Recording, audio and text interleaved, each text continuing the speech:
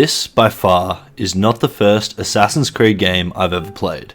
I've played the original AC, AC2, AC3, Revelations, Black Flags, Origins, Odyssey, and now Valhalla.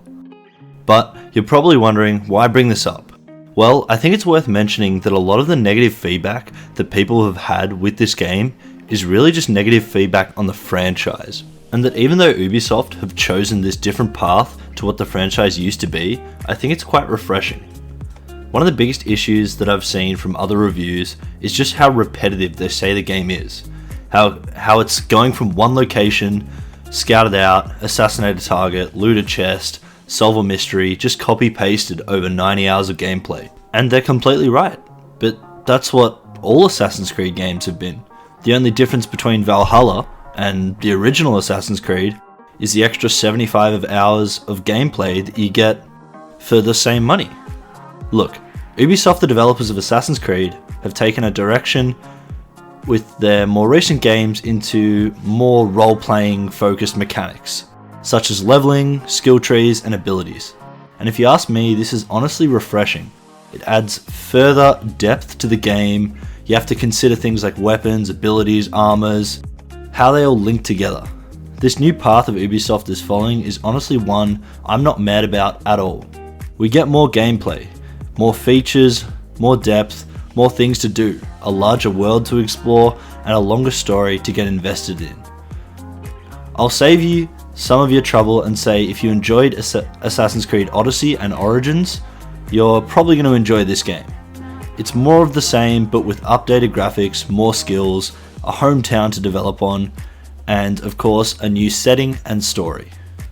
But before we dive into this, could you please leave a like and consider subscribing to help support the channel? It'd be very much appreciated.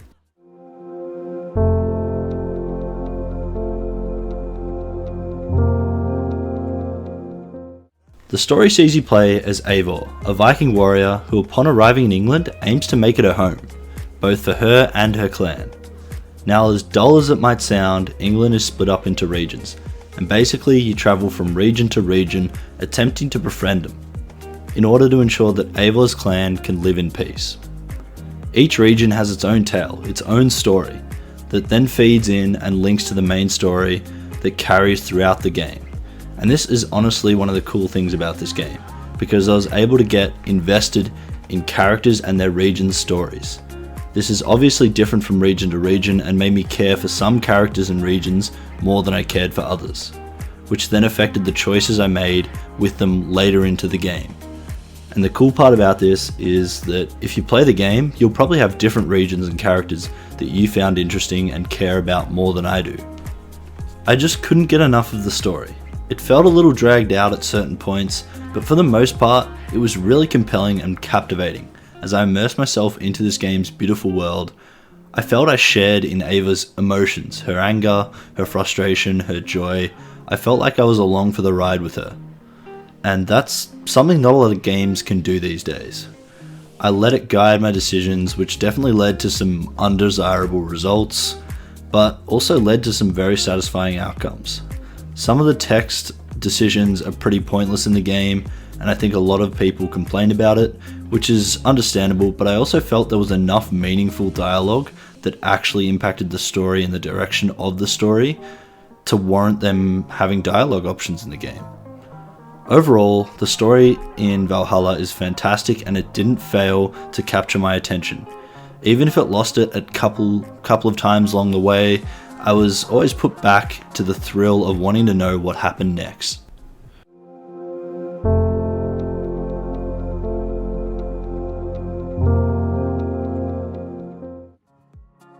Moving on from the story, we probably have one of the more widely criticized elements of the game, being its combat. A lot of people have said it's repetitive, dull, repetitive, boring, repetitive, lackluster, repetitive, and I almost forgot, repetitive, which I can't really disagree with. But I can probably understand why it was so repetitive for most, and that probably due to people not really wanting to experiment with their abilities, weapons, and armor, they kind of got that sense of repetitiveness because they were just using the same stuff throughout the entirety of the game. I can imagine a lot of players just playing through the game with the same weapons and armor equipped because it's the best stats that they have. I mean, the game doesn't really incentivize swapping weapons at all.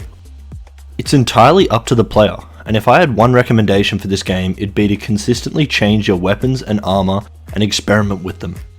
I found a lot of cool combinations of weapons that actually worked really well together. In addition to this, it also helps the slightly repetitive combat from becoming just that, repetitive, as I'd constantly be having to adapt to new weapons and combinations as I played, making sure the combat stayed fresh and enjoyable for the entire 90 hours of gameplay. The combat system isn't all bad. Its abilities and satisfying executions happen to make for a very impactful combat system. The abilities themselves all have unique and different effects, some interacting with the environment and the world, and others just used for specific situations. This creates incentive to unlock all the abilities and try out each of them, and see what you think's the strongest, what you think's the most useful for your playstyle. The executions in this game are top notch. They're gory and absolutely brutal. It's exactly what you'd expect from a Viking game. Obviously, if the gore isn't your thing, you can always turn it off. But why would you want to do that? I can sit here all day watching these. They're so satisfying, and they're fairly common as well when you're playing through the game. The combat, while a little repetitive, has enough there to keep you entertained, being the vast majority of weapons and armors you can use, the different abilities, and even the brutal executions. I'm not really going to talk too much about the stealth aspect of this game. It's really just the same as any Assassin's Creed game, or stealth game for that matter.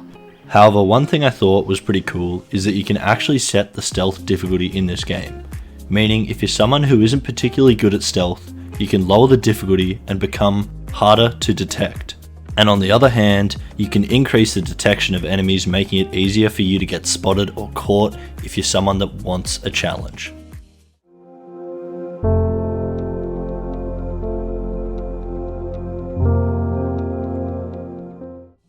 Many reviews have critiqued the world for being too large, open, full of filler content, and just being there for the sake of a large open world. But I disagree. First of all, the main map is of England, not your mum's backyard, but of England. It's gonna be big, especially because Ubisoft do such a fantastic job at recreating historically accurate worlds. For the most part, a lot of the ancient ruins all seem to be historically accurate, with the only exception being some of the river canals, which I'm sure they added just to make it more accessible and easier to travel around the map. As for the emptiness that people complain about, I disagree strongly on the fact that there are usually side missions, collectibles, and loot to go to while out exploring, that take you from place to place and reward you for your efforts of actually exploring the land. I can understand in the case of some regions they lack these points of interest on the map to go to, but that should make sense because not every town or region of England is as populated as the thriving cities of London. I think people might be a little annoyed because these points of interest tend to be one or three main categories, being a mystery, wealth, or a collectible. A mystery is usually a very short side quest that involves interacting with the world or an NPC, and for the full 90 hours of gameplay, there surprisingly wasn't any duplicates. Sure, some required the same game mechanics, but they needed the player to implement them differently than they had previously. The second is wealth. This was one of three things: ingots for upgrading weapons and armor, a weapon or armor piece itself, or a book of knowledge, which unlocked a new ability. Which meant that collecting these was somewhat important to advancing in the game, just because it allowed you to stay relevant. However, I dare say you could complete the game without collecting a single piece of wealth anyway, so it's again another optional thing for the player to go and do. The final point of interest was probably the most lackluster. It was just collectibles that usually all they did was give you a new tattoo, and just some EXP for your efforts. It wasn't anything special, just another thing to go out and do in the world, and for those completionists out there, it's just another thing to go out and collect. With the world being full of these three core types of activities, you can understand when I say there is plenty to do, but you could also understand the slightly repetitive nature that people hate about this game. And if I'm being honest, you need an almost grindy, completionist attitude when it comes to these, assuming you want to get every one of them, but if you're someone who doesn't care, you could beat the game without collecting any of them. I'm sure it would be just a lot harder to do so, but it would definitely be possible.